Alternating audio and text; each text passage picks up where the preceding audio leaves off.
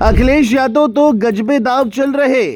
BJP को चित करने के लिए खेला बंगाल वाला खेल। मोदी शाह भी हैरान, योगी क्यों हुए परेशान, क्या बदल जाएगा सारा समीकरण। कौन सा है वो सियासी दाव जिसकी छाई अब सियासी गलियारों में चर्चा। डिंपल यादव से लेकर इकरा हसन, प्रिया सरोज भी हुई एक्टिव। क्या होने वाला है बड़ा खेला, वीडियो में जानिए सब कुछ। 100 सुनार की तो एक लोहार की, इस बात को सच करने में अब अखिलेश यादव कोई कसर नहीं छोड़ रहे हैं, क्योंकि इस बार सपा प्रमुख अखिलेश यादव ने ऐसा गजबे दाव चल दिया है जिसने मोदी शाह को भी हैरान कर दिया है, जबकि योगी के समर्थकों में बेचैनी फैल गई है, क्योंकि इस बार जो अखिलेश ने रणनीति बनाई है वो बीजेपी खेमे को खासा नुकसान पहुंचा सकती है। सिर्फ यही नहीं, कहा तो ये भी जा रहा है कि अब सपा की शेरनियां यानी डिंपल यादव से लेकर इकरा हसन और प्रिया सरोज भी फुल एक्शन मोड में आ गई हैं, और इकरा हसन ने तो चुनावी कमान भी संभाल ली है, जिसने सपाइयों में खुशी की लहर दौड़ा दी है। आखिर क्या है ये प्लान, क्यों हो रही है सियासी गलियारों में इतनी चर्चा, क्या बीजेपी को लगेगा अखिलेश के दाव से झटका, चलिए आपको सब बताते हैं। दरअसल खबर है कि समाजवादी पार्टी अब सिर्फ अपने पुराने मुद्दों पर राजनीति नहीं करना चाहती। पार्टी अब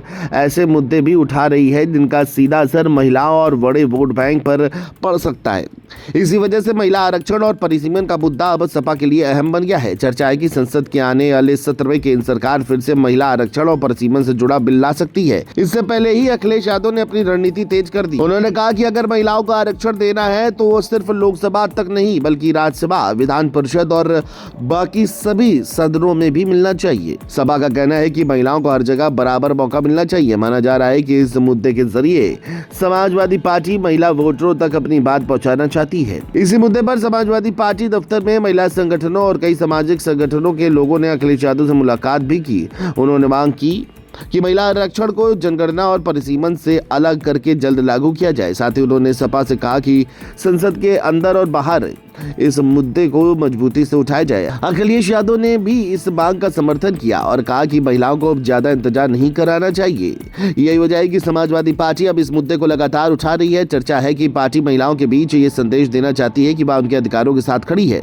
लेकिन मामला सिर्फ महिला आरक्षण का नहीं है, इसके पीछे एक बड़ी चुनावी रणनीति भी दिखाई दे रही है। पिछले कुछ महीनों से सपा लगातार ऐसे मुद्दे उठा रही है जो सीधे आम लोगों से जुड़े हैं। कभी महंगाई, कभी बेरोजगारी, कभी राम मंदिर से जुड़े विवाद और अब महिला आरक्षण है। यानी सपा चुनाव से पहले इन मुद्दों के सहारे जनता तक पहुंचने की कोशिश कर रही है। इधर समाजवादी पार्टी की महिला नेताओं की सक्रियता भी लगातार बढ़ रही है। डिंपल यादव लगातार संसद और जनता से जुड़े मुद्दे उठा रही है। इकरा हसन भी अलग अलग जिलों में जाकर लोगों से मिल रही है। वही युवा सांसद प्रिया सरोज भी संगठन और जनता के बीच लगातार सक्रिय दिखाई दे रही है। जानकारों का मानना है कि इस बार समाजवादी पार्टी महिला नेताओं को भी चुनावी रणनीति में बड़ी जिम्मेदारी दे सकती है। हालांकि पार्टी ने अभी इस बारे में कोई आधिकारिक घोषणा नहीं की है, लेकिन उनकी बढ़ती सक्रियता से ऐसी चर्चाएं जरूर तेज हो गई हैं। अब सवाल यही है कि क्या ये रणनीति 2027 के विधानसभा चुनाव में काम करेगी। क्या महिला आरक्षण और दूसरे बड़े मुद्दे चुनाव का केंद्र बनेंगे, या फिर बीजेपी अपने संगठन और सरकार के काम के दम पर इन सवालों का जवाब दे पाएगी। फिलहाल उत्तर प्रदेश में चुनावी माहौल अब धीरे धीरे गर्म होने लगा है। एक तरफ बीजेपी अपने संगठन और सरकारी योजनाओं के भरोसे चुनाव की तैयारी कर रही है, दूसरी तरफ समाजवादी पार्टी नए मुद्दों और नए समीकरणों के सहारे अपनी पकड़ मजबूत करने में लगी है। महिला आरक्षण का मुद्दा भी अब उसी रणनीति का हिस्सा बन गया है।